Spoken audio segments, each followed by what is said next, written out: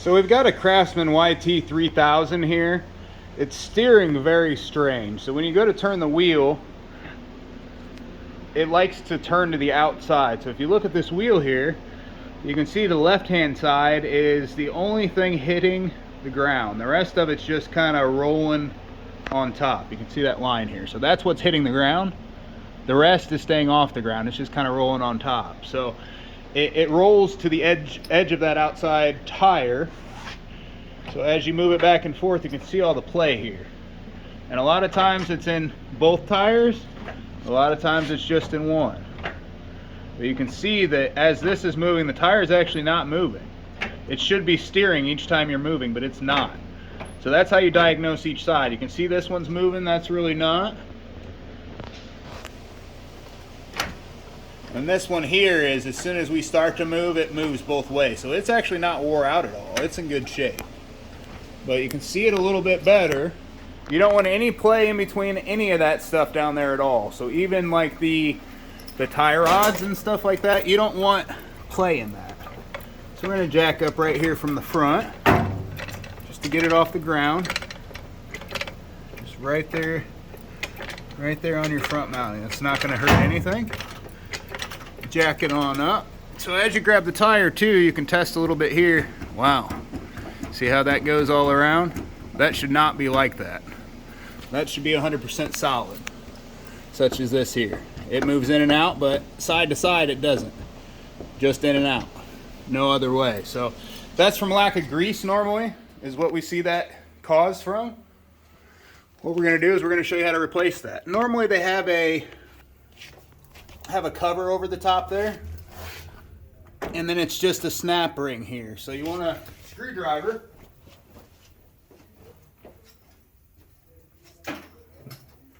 You can pull that off of there real quick, and basically all you do is find where your notches are here, and you'll pry in there.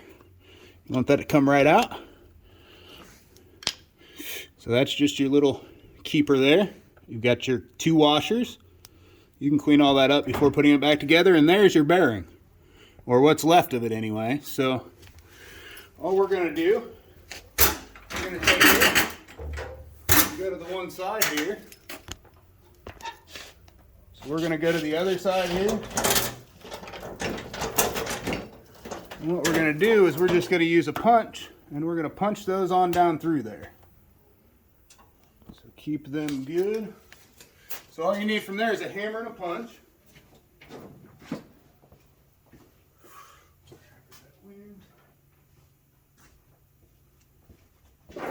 You can use any size punch. I like a little bigger one. It seems to transfer through pretty good. So you just want to catch the edge down on the bottom and push that through. So this one actually looks to be a little bit too big. I'm going to get a smaller punch.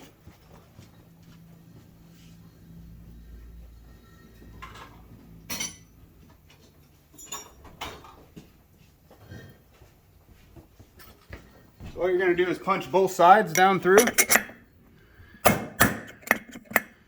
Catch the lip there. All right, so that one's out. See how it just came right out? There's almost nothing left to it.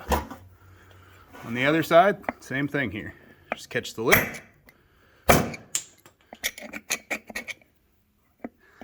Catch the lip and knock that on out of there.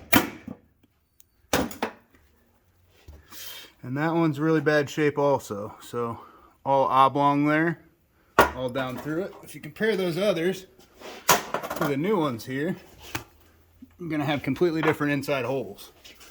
I mean, that's ridiculously different there. So now those are 532-00940s here. So those are what we've got as far as the numbers goes, and that's for your bearings itself. And then the cover that's supposed to be there, it is a 532-104-757. So that's going to be what you're going to need for your black cover piece here.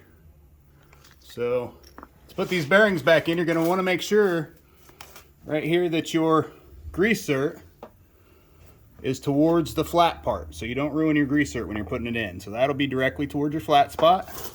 And basically all you're going to do is hit that in. You want to make sure you're even when you're hit, so either use a big hammer and use a smaller hammer to hit it with, or nice and level. You want it all the way seated down in there. So that one's down in there.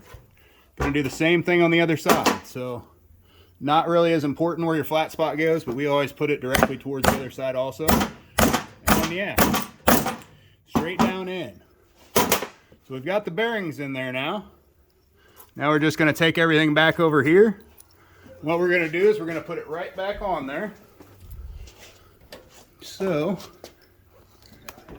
over on this side, slide it back on like it was. You're going to put your 2 washers back on.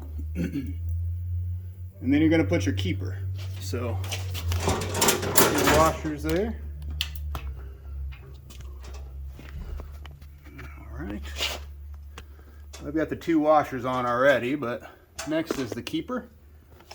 I'm going to just put that straight on there. And then you can use like a pair of pliers or anything just to kind of pinch it down. And now you're on there. Now there's no play. No play either way there. And then your black cap just goes on to make sure the grease doesn't get washed out and stuff. It just pushes straight on. You're going to want to hit those grease zerks on both sides after you're done. You got one right here and you got one on the inside of the tire here. So you're going to want to make sure everything's lubed up before you put it back in action, but that's how to diagnose and replace your wheel bearings on your Craftsman YT3000. Thanks for watching. Like and subscribe.